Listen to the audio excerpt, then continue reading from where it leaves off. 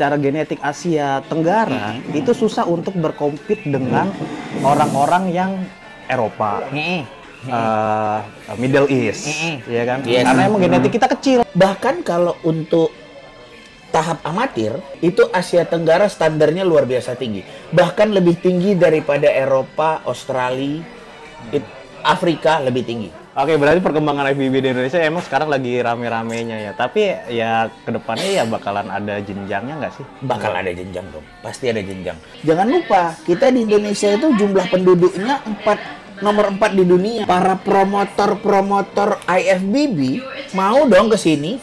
Ladang duit, bos. Ladang duit, bos. Saya kemarin main di Jepang. 2024 ini. Iya. Kita lihat 2025 ini Kan udah punya brand sendiri, Pak. nah, brand lain siapa yang akan memberangkatkan atletnya ke Olimpiade Amatir? Mau ngikut dong. Opini dokter mengenai sekarang perkembangan suplemen di Indonesia? Ini kita lagi mengalami masa seperti di US 10 tahun lalu. Para brand lagi naik-naiknya dan lagi pada perang-perang lab. Biarin aja. Oke Sobat Travesmania, kembali lagi bersama gue Alfian Deltoid. Dan di kali ini di sebelah kiri gue ataupun di sebelah kanan teman-teman semua sudah ada salah satu influencer IFBB Indonesia Influencer yang selalu menggembor-gemborkan bukan IFBB. bukan atletnya ya, Enggak. influencer aja. Influencer. Bajigur kan Atlet. dibayar lagi.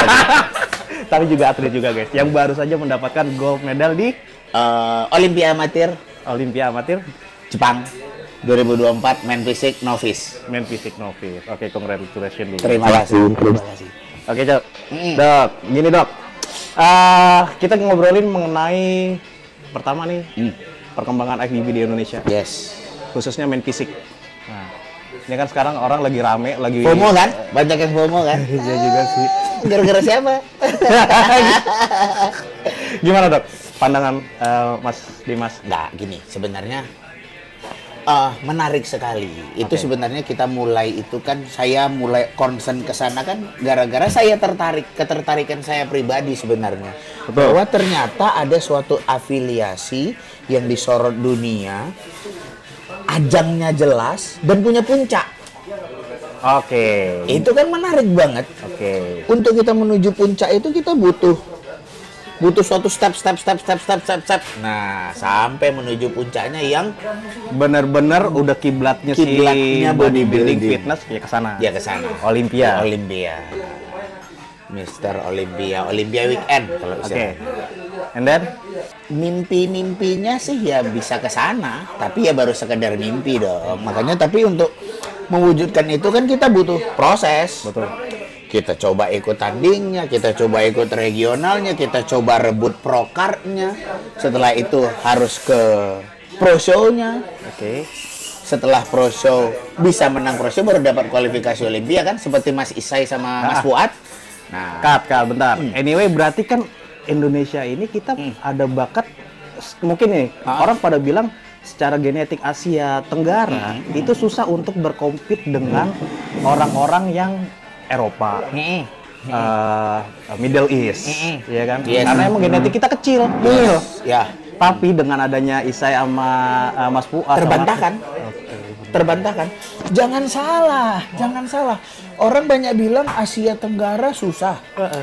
Padahal pada kenyataannya standar IFBB Asia itu luar biasa tingginya. Oke. Orang-orang China, orang-orang Korea, orang-orang Vietnam itu perkembangannya luar biasa. Coba main ke Hong Kong, main ke Makau. Ketemunya sapi limosin. Gede-gede banget, bagus-bagus. Hard conditioningnya oke, mas freak. Oke. Bahkan kalau untuk tahap amatir, itu Asia Tenggara standarnya luar biasa tinggi. Bahkan lebih tinggi daripada Eropa, Australia, Afrika lebih tinggi. Kenapa? Karena di Asia itu banyak amatir yang terperangkap. Banyak pro yang terperangkap di amatir. Sebenarnya standar mereka tuh udah pro. Oke. Karena jumlah kompetisinya sedikit, jadinya kesempatan untuk mendapatkan pro-nya jadi lebih sedikit. Jadinya orang yang udah berstandar pro itu masih banyak main di amatir. Amatir. Sehingga rivalitasnya makin tinggi, standarnya makin tinggi. Mau nggak mau kita yang masih amatir itu ngikuti dong standar ini. Karena Benar, kita juga benar, mau benar. kita juga mau pro. Makanya luar biasa tingginya. Luar biasa potensinya. Jangan salah. Jadi orang Indonesia nih ada kompeten dong buat main di. Loh, Thailand yang menang siapa? Oh iya. Ice Take It? Kiki? Iya, Kiki. Orang mana kalau bukan orang Indonesia? Iya, iya, iya. Kelas C loh, ngalahin kelas D. Oh, kelas C mah Lumayan tinggi, 170-an. Oke 170. loh. Oke banget. Frame-nya Kiki luar biasa. AB juga ngeri juga sih. Memang. AB ngeri Kalau juga. kita di Asia, neraka itu kelas AB. AB, iya. Neraka itu kelas AB. AB. Karena standar tinggi orang Asia itu kelas A, kelas B. Iya. Makanya kita-kita yang semekot ini ya harus kerja ekstra Benar, keras. harus lah. ekstra.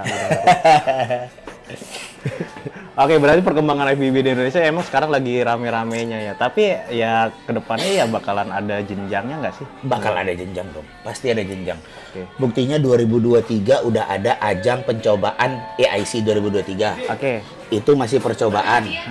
2024 regional, udah 2 kali.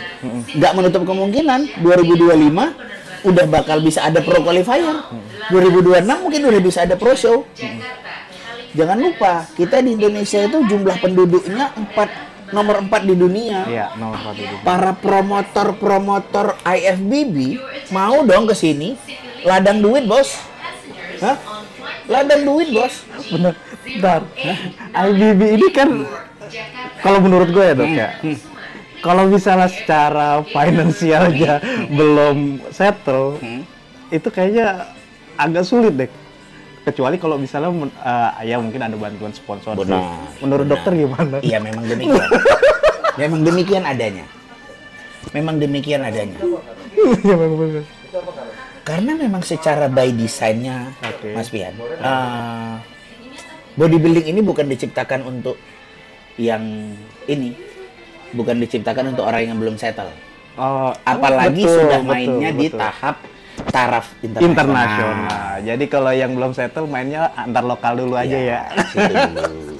Karena nggak ada hadiahnya loh, perlu diingat. Betul, FBB itu nggak ada nggak hadiahnya. ada hadiahnya. Ada hadiah ketika Anda sudah pro. Baru ada hadiahnya. Oke. Baru ada hadiahnya. Oke. Tapi ya karena perkembangan sosial media, entertain dan segala macam, akhirnya para atlet ini kan juga sadar. Walaupun pertandingan ini nggak ada hadiahnya, tapi exposure kan gede. Betul, jenjangnya ada, Jenjangnya prestisiusnya ada, kemungkinan brand melihat kita ada. Apalagi berprestasi di situ, brand bisa banyak masuk. Industri kita kan muter semua, Iya, iya. aparel, equipment, flex pro, semua masuk, ya kan? Luar biasa industrinya. Oke, apalagi deh kira-kira ya ada pertanyaan yang mau kira-kira menurut dokter nih, Mas Dimas mengenai apa yaitu tadi IFBB, berarti kan ada nggak sih kira-kira pesan dan buat teman-teman semua nih kalau misalnya kalian pengen berkompetisi IFBB apa yang harus dipersiapin? Persiapkan benar-benar tingkat kematangan ototnya. Satu, yang kedua size-nya. Karena semakin ke depan lawan kita itu kan memang standar-standar Asia. Standar-standar Asia itu mas freak. Gede-gede. Betul. Dan Gede, juri gede. kita, juri lokal tuh pasti kalau nggak kering, nggak cakep, Kalau nggak kering, nggak ripet, nggak shredded, shredded, nggak di plate, nggak menang. nggak menang. Bener. Nah, jadi harus bisa dibedain. Harus nunggu zombie dulu ya. Mana yang shredded, mana yang conditioning. Ingat loh, conditioning. Namanya conditioning itu kalau kering udah pasti. Pasti. Tapi fullness harus ada. Estetik full. harus ada. Ya, betul. Simetris harus ada. Nah, stage performance harus komplit. Percuma badan bagus nggak bisa perform. Makanya namanya conditioning. Bukan cuma shredded to the bone. Kalau cuma shredded, kuli Jawa juga nggak shredded apa. Mengerikan. Berarti dipersiapin dari kematangan Tingkat otot. kematangan ototnya, size ototnya, posenya. Pose. Dan jangan takut coba aja. Coba aja ya. Jangan merasa kurang.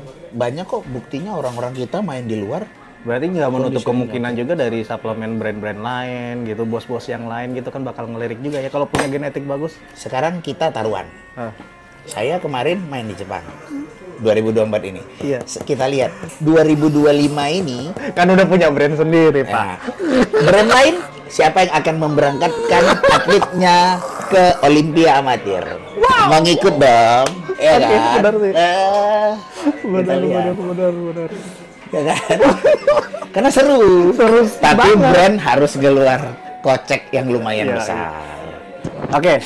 Ini kan 2025 Isai Fuad. Oke lah. Oke, udah insya Allah masuk. berangkat. Siapa nih kandidat berikutnya dari atlet-atlet Indonesia yang berpotensi kira-kira menurut Mas Dok? Belum ada. Bang Dodi? Bang Dodi? Ada potensi? Potensi ada, cuma kalau untuk menang pro show kayaknya sulit. Oke. Baby Kong? Harus coba prokar dulu. Oh, dia belum ya? Rihi belum? Belum. Saya belum. Sulit loh, prokar aja sulit loh. Apalagi menang pro show. Oh, iya. Prokar aja luar biasa sulitnya, berdarah-darah. Iya Prokar sih. aja berdarah-darah. Kayak dialami nama Chris juga ya. Chris kan sampai Mas Chris, Oh. berdarah-darah. Jangan cuma melihat dari kemudahan yang dirasakan Isai dan Mas Fuad. Mereka one of a kind. Mereka give. Dan kita kan juga nggak tahu apa yang udah mereka lalui untuk bisa mencapai titik ke sana. Iya. Nah, Stepnya sih emang Stepnya nggak nggak mudah. terlalu semulus kayak Yes. ya itu dia tadi bilang Mas Do kan bilang give Give. nggak semua orang bisa nggak dapat. semua ada. Brick by brick. Step by step. Step by step. Tapi ada sih menurut gua Cenik Suprapta. Choice terbaik Mas Seni. Oke itu tadi ya. Di klasik kayaknya oke. Klasik beliau sih, ya. gua harus Klasik ngejar, oke ya? ngejar kakinya. Nah, klasik oke. Biar sejejer sama Mas Fuad gitu kan, Chris Bumstead gitu Iya kan. banget. Oke itu tadi ya. Ngobrol-ngobrol mengenai IBB di Indonesia ternyata emang perkembangannya emang luar biasa banget, dan sekarang emang udah banyak event-event juga yang udah mengikuti ya.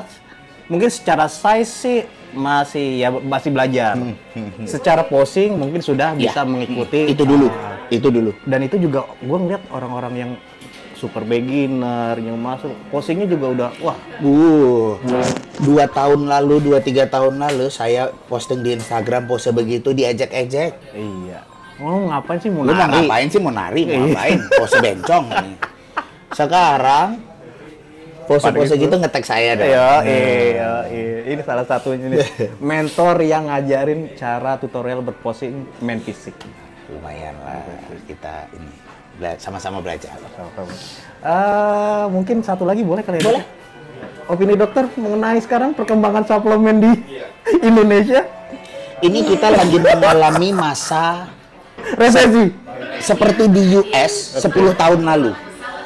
Para brand lagi naik-naiknya dan lagi pada perang-perang lab. Biarin aja. Biarin aja. Yang penting mah kita lurus-lurus aja. Jangan lah ya. lupa, rezeki udah ada yang ngatur. Oke. Nggak usah senggol-senggolan. Semuanya sama-sama makan. Semua sama-sama. Semua sama-sama makan. Semua sama-sama makan. Penduduk kita banyak, mau dimonopoli semua. Yakin, Po.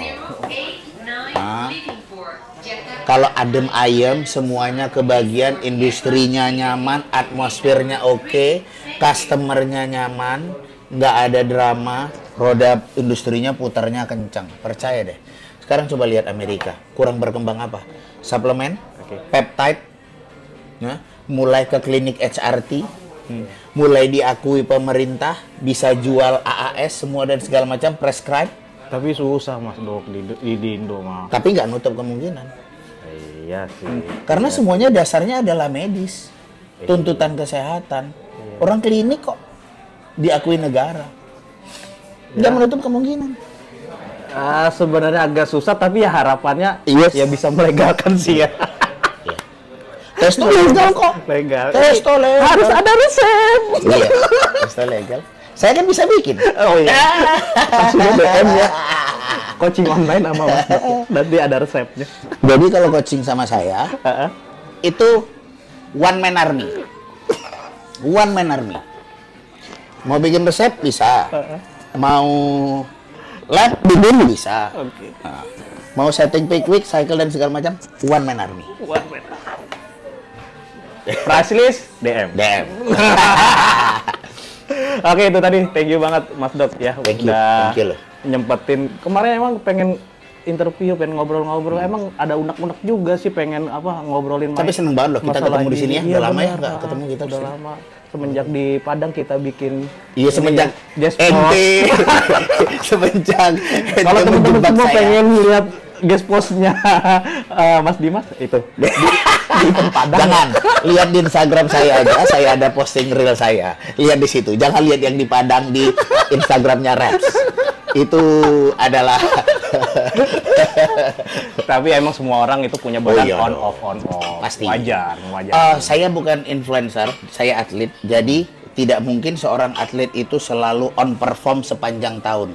Oke. Karena kita butuh progres. Oke, berarti judulnya tadi diralat ya, atlet bukan Iya. influencer. Atlet gitu. Atlet. Yang influencer Pak Cenik doang. Pak Cenik. Oke, terima kasih Mas Dok. Sama-sama. Safe flight. Thank you. Salam Thank you, buat Mas Dok. Budok juga. Sama-sama. Ya. Terima kasih Mungkin banyak. Salam buat teman-teman semuanya.